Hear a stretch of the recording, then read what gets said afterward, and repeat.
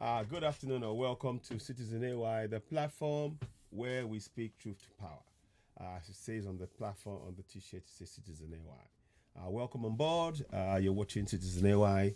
On this broadcast, we want to showcase the thoughts of Afenifere Chieftain, Alagba, I think I believe his name is mogaji. Let me just make sure I got that correct and I'm saying it in the right manner. He's the chieftain mogaji Adegboyega Adejumo, and you will hear him speak in a minute. Here is the first time we are bringing on board what Afenifere said, as Afenifere has said on anything regarding Yoruba agitation. That's the first time you're hearing it here on Citizen AY. It's very, very significant because they stated in a very, very balanced way many of the thoughts and thinking behind what many of us who are going for Yoruba Nation have been stating. And we just want to applaud their coming forward and actually, stating what needs to be said and emphasizing key points, glaring injustices that the federal government of Nigeria, the Fulani government I call them, have been heaping on us Southerners collectively. But when we look into when we zoom in and look at the Southwest, we understand that we're a nation with two sets of laws. The words of our chief mogaji, Adegboyega Adejumo. Listen to his words. Here goes. Please send this now to Lagos. I understand my colleagues have questions for you. Well, we actually do have Mogaji Adegboyega Adejumo here with us. He is a senior Afenifere Chieftain. He joins us this morning. Good morning, and thank you for joining us today. Well, the rally did hold, but the police eventually they arrested about 49 persons, saying that they violated the ban for that particular protest. So, what point was it that was going to be made, particularly in context of this arrest that have been made by the police? Good morning, Chamberlain. It's good to be here again.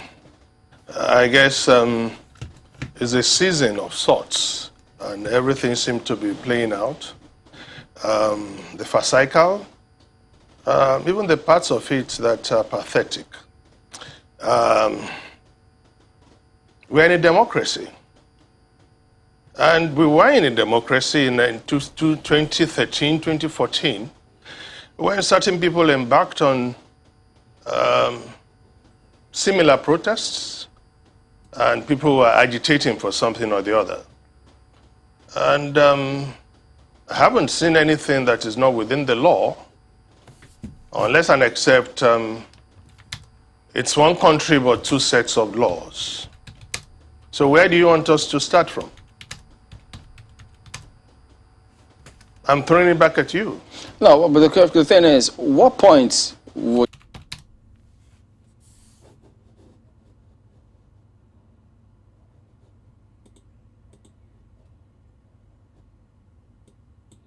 actually do have Mogaji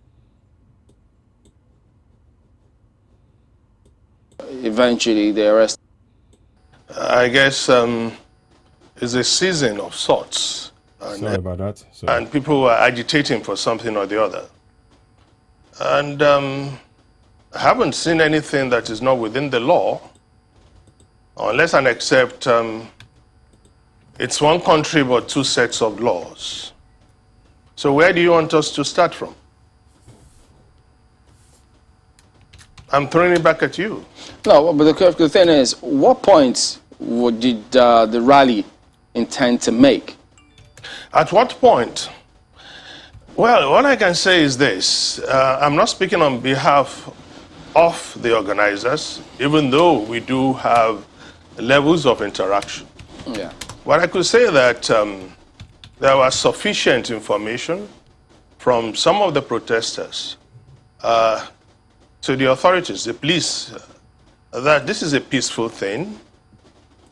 And why would it not be a peaceful thing? Why should it be about the location this time around? They've had these rallies in 5 of the other southwest states. They've had it in Oyo. And there was nothing in terms of trouble. And there was nothing in terms of the protesters turning violent. Everything went well in Ekiti. And Moshun was particularly without any issues, free of any molestation. And Akure was massive. The people that came out were in their thousands. So one will now ask, why Lagos? At what point did it turn violent? At the point to which the authorities felt they had to do something because they must have received certain instructions to do certain things. Why would a 14-year-old girl be shot? What was she doing? Did they find anything with her? Why should live bullets be used, even after what happened at the End SARS protest? It simply means that the life of Nigerians suddenly do not matter anymore. It's pathetic, and that is why I'm even venturing out to say it is derisory that a government that came on the strength of protests is now the one that is disallowing it towards the point of which people are being killed. Those people did nothing wrong. I didn't see anything. Did you? All right, let me even ask you this. So, do you subscribe to the concept of a Yoruba nation? Well, if it's about the Yoruba nation, the Yorubas have always been a nation. What is a nation? A nation state with everything that goes with it. In the context of the agitation. In the agitation, what is the agitation about? It's about self-determination. Some people may want to twist it, but it's no more than that. The AU Charter allows for it. The United Nations has 5 different organs to deal with those who have issues, indigenous people who have issues with the way they're being treated. And I can remember, even our president, when he came in 2015, on his first appearance at the United Nations, he was clamoring for the creation of a new nation out of Israel. He pleaded for the cause of the Palestinians. That was his very first outing ever, that they should have their own country. So why would he do that for Palestinians? Because he felt they had a case. Now, if he feels that the Yorubas don't have a case, then invite everybody to the table. Let us put things in perspective. You don't have to treat an issue like self-determination as if it is a crime. But then, of course, what is the modus operandi of this administration?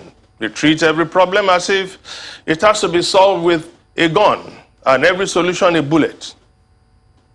And that is one thing that history will not forget. All right, so we'll hear the case that you say they've got when we return in just a moment. Do stay with us. Tell us about this case that you say the Yoruba nation has. The events leading to this agitation could be in some kind of what I would call sequential logical process. You remember that we had a Southwest starting from 1951, the very first indigenous government in the whole of Africa started in the Southwest in 1951. But then we still wanted a situation in which the Yoruba race will be comfortable in a union where they won't be treated like second-class citizens. That was the London Conference in '53 that gave back to the Littleton Constitution that allowed a full federalism to be the way and manner by which the country will be managed. And I remember again then, Chief Awolowo, the leader of the Southwest of the Yoruba, wanted a clause that would say that any of the federating units will have the right to say, I want to go.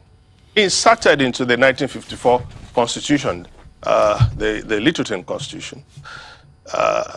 And the leader of the North then, Sir Ahmadu Bello, accepted that very clause. It was only rejected by Dr. Nnamdi Azikiwe and the British. And then, of course, the motion for the creation of the Nigerian state was moved in 1953 first. It wasn't successful by Enahoro, but it was moved again in 1957 by Chief Remi Fani-Kayode, and it was accepted. And the initial date was supposed to be 1959. And the 1959 Constitution, in the making of it, Chief Obafemi Awolowo again raised this idea that any of the federating units, if it feels that it's not going to be so properly treated, should be allowed to go. And that was because he believed that Nigeria was a mere geographical expression. If you want to have a nation, you have a nation that is going to allow the people to be free. There must be equity, there must be equality, there should never be inequity, and there should never be iniquity. We shouldn't have prebendalism, we shouldn't have aristocracy, we shouldn't have nepotism. And those are the things that have led to the agitation today. But again, the usual suspects didn't want that clause to be put in. In fact, the very first time people were going to say they want to leave this country was in 1953, when the Northerners actually brought the word separation, Araba, into the discourse. So why should it be different for the Yoruba when even the Northerners felt at that time that they too should be allowed to go? And let us face it, the 1963 Constitution, there was no constitutional body, there was no constituent assembly. It was a kind of congregation of the 4 units that said, as at that time it had become 4, that said, these are the things we want, these are the laws by which we want to be guided. And the truth of the matter is that, are we being guided by the laws put together by our founding fathers? In which case, do we have unity in this country? Do we have a free and just nation? Do we? And when Chief Obafemi Awolowo, in his wisdom, composed that anthem, the Afenifere anthem, which has now become the Yoruba anthem, he said it is a duty that we owe, that the way of bringing children into this world should not be on the basis of servitude. Ìgbàgbọ́ wa ni pé bí a ṣe bí ẹrú la bí ọmọ. How a child is born is how a so-called slave is born too. Nobody should be born into slavery. But what have we been encountering, particularly in the years ahead after 1979, is so much of powers to the north, so much powers to the center, and some policies that are against the growth of the South. And I can begin to mention them. And that is the truth about it. When you said the other times, you said that it seems there are different sets of rules for different sets of people on the same issue. What exactly do you mean? Well, it's like this. You can imagine a governor, Governor Masari of Katsina. The images are all out there, standing with a so-called bandit who's wrapped in bullets, carrying serious assault weapon of the AK-47 type, in public glare. We had a governor, El Rufai, who publicly admitted on national television of paying Fulani killer headsmen rather than arresting them. And let's be safely international about this. Boko Haram, according to the World Terrorist Index, is the second deadliest terrorist group in the world. And the Fulani headsmen, by the same body, created by the United Nations, and labeling the Fulani headsmen as the 4th deadliest terrorist group. But what do you have? You have government officials in the north. These are damning evidences being placed by my born here, my brother, my elder brother, mogaji Adegboyega Adejumo. These are really hefty evidences that one cannot dispute. I'm sure you can agree. We will listen on, but I'm just trying to say, we on Citizen AY and the platform where we speak truth to power, we've been highlighting this. We even talked about Gumi. You will hear him talk about Gumi. The fact that Gumi is walking around with the support of the federal government of Nigeria, a known man supporting terrorists that should be arrested. I'm just trying to back what he's saying here. I've been in touch to really, say, I'm grateful. I'm so grateful for the comments he made here, the forthright comments he made here. And, no doubt this is something that we need to be, let's watch the space. Let's carry on. Governors and this federal government doing what I call the 5 Ps. In fact, it might be 6 of the Ps. Letter P, that's to say. 1, they protect them. Like you will see Gumi being in the company of the same security setup and going into the forest to meet with the same people you call bandits who are fully armed. Rather than arrest them, they are protecting them, they are placating them, almost begging them, they are prevaricating to them, they are pampering them, and they are paying them money. Wow. 5 Ps. Wow. In fact, let's even say that wow. They do all of this to the people that you might say are privileged, people who have a sense of entitlement to everything. And if you ask me again, when does it become a crime for someone to have the elements of his religion freely owned by him, and then you are splashing that on television and making some kind of story out of what you call a phantom, bulletproof, found in somebody's house? Why are you not showing us the test bill owned by the bandits? Why are you not showing us the rosaries owned by certain Christians that you think are criminals? Why create such a dichotomy? Why? And it's pathetic when you begin to hear the president, Major General Muhammadu Buhari, on national television, saying to 2 governors that he said came to him, saying to the president, we have insecurity in our states, and he's telling them to go back and fix it. What are they going to fix?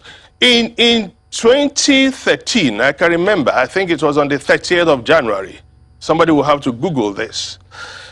The then President Jonathan was told categorically by candidate Muhammadu Buhari to go and resign if he can't handle security. But he's on his beat now. He's throwing the responsibility at the Southwest governors. Why didn't he do it to the Borno State governor then, when it was only about Boko Haram? So why would we have to be in a country where seemingly, perhaps I should even add, administratively, it is one country but 2 sets of laws, one pertaining to certain people who enjoy the privileges of the accident of where they are born, and others are being treated shabbily, displayed on television as common criminals. And you want the Yoruba nation. And well, let's face it, what does actually make a nation? If it's in terms of population, the Yoruba in this country are about 60 million. In diaspora, add another 20 million. And then you want to treat them shabbily? You don't want to give them as much rights or as many rights as you give to others?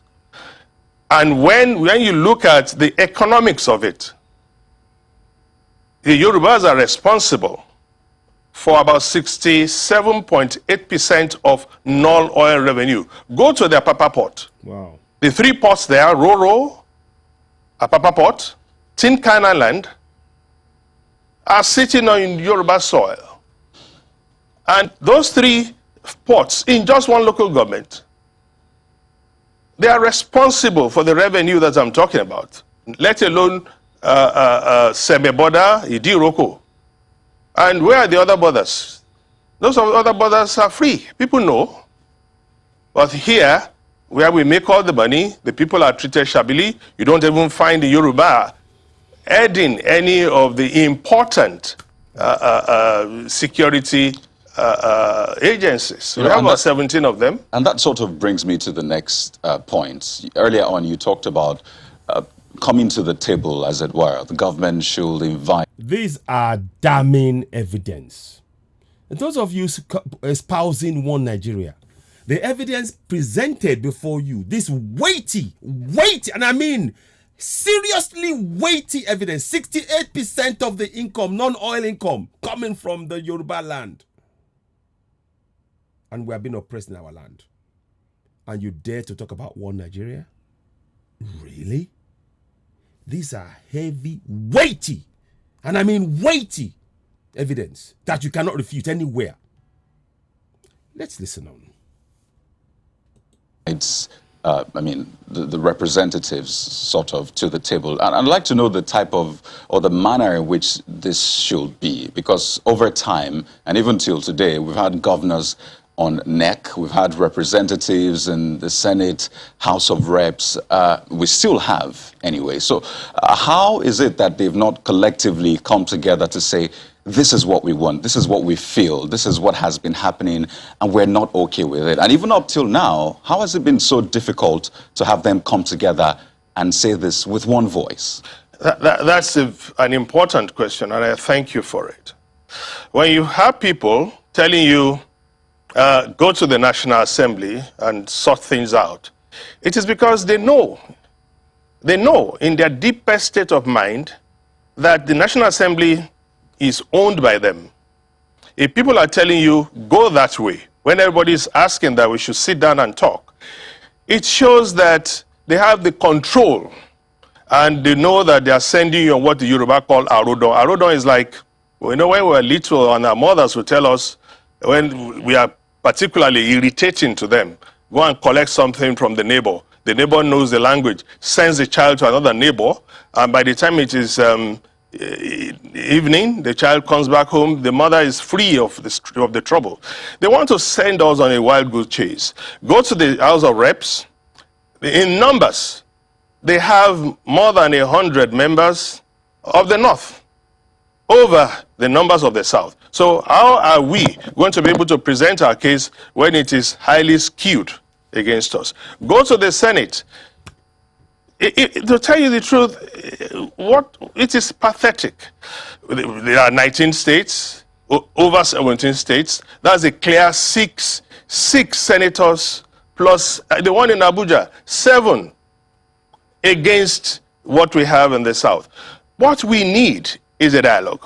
But when the authorities, the president, is not agreeing to a dialogue, when the president seems to have particularly few options, perhaps only one option at any time, when he's dealing with us, and that is to say, I will let them know through the language that they understand. What language are we talking about? A different kind of language to the Igbo agitation, a different kind of language to the Yoruba agitation? Of course, that is what it means. Kill them. That's the language. Clamp them down. That's the language. But when it comes to the bandits, give them amnesty. Talk to them. Even suggesting that they pay them. They pay terrorists. But they don't want to dialogue because they believe that they have all the aces. If this country is to progress, then we should have a semblance of a dialogue. In 1999, Afenifere came out plainly in the sight of all. All right. Excuse me, can I finish? Because this is an important aspect. Afenifere came out and said that this 1999 constitution which was not brought out by any constituent assembly, it is not a constitution of we the people, should be thrown out. It was plain. Afenifere even told the governors and the representatives then to boycott Abuja. For some reason, the AD governors didn't do it. But then Papa Ademanjo went to the Okuta panel and clearly stated his case. President Obasanjo realized there was a need to have everything done to change that constitution because it was not workable. And the structure that goes with it will not stand. Of course, he tried his best. There was dialogue, except that there was this idea of a third-term thing that threw it out of control in the National Assembly. In the same manner of having to have a dialogue, Afenifere again approached President Jonathan, and that was the beginning of the Confab report, which was put together by Dr. Okurumu, a senior Afenifere member and leader, and Professor Bolaji Akiyemi, who was co-chair, and Afenifere member too. All right. So we have had dialogues in the past, but right now, this administration, this president, doesn't seem to even want to consider all options or any option. If we are talking about options, compromise is the cheapest lawyer. Why can't we dialogue? You don't want to dialogue? Of course we are going to protest. We can't continue to live without dignity. We are born with dignity. Okay. And all over the world, the Yorubas are noted for that. Chief Awolowo wrote in 1981 that the Yorubas are slow to anger. So I guess accommodating. The options... All we want is let us sit down and talk. Excuse me. And then we brought about the 2017 Ibadan Declaration. Okay, well, we'll get your point. But then it didn't work. We'll get that point, if we asked you for that in 2017 and you are not giving it to us, then we are free to now seek by any means we actually the get the realization point. of self-determination for the Yoruba. So in other words, I mean... Fantastic. Fantastic. Fantastic. I urge you, if you're a lover of freedom, rewatch this video. Mogaji Adegboyega, I hope I've said it right. I'm sorry. I want to make sure I want to get this name right because I am so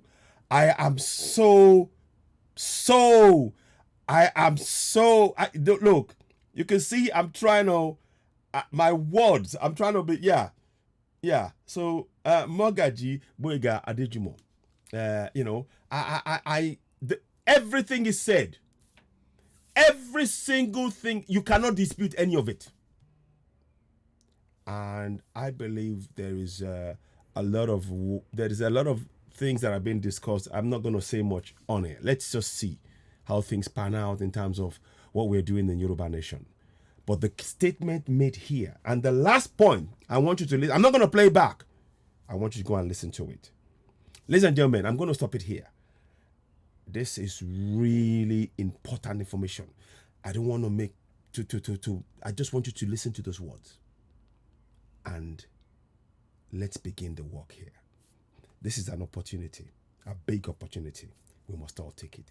Ladies and gentlemen, you're of course watching Citizen AY, the platform where we speak truth to power. As ever, I urge you, sign up, share the platform, subscribe to us on YouTube. Please make the platform grow so we can give you critical information like this, critical analytical assessment of the way forward to achieve Yoruba Nation, Biafra Nation, Middle Belt. And please, I hope you've signed the Ninas referendum. It's above on the screen. You can see the link growing across the top. Sign it. Get in there, sign it. We're not having this anymore. I will come back with another video later on, a shorter one, but this is so important. And I want to thank my mogaji Adegboyega Adejumo for his forthrightness in stating what needs to be said in clear, simple, indisputable terms. I thank you for watching. You're watching Citizen AY, the platform where we speak truth to power. Please share. Make this video particularly, make it go viral. Thank you and goodbye.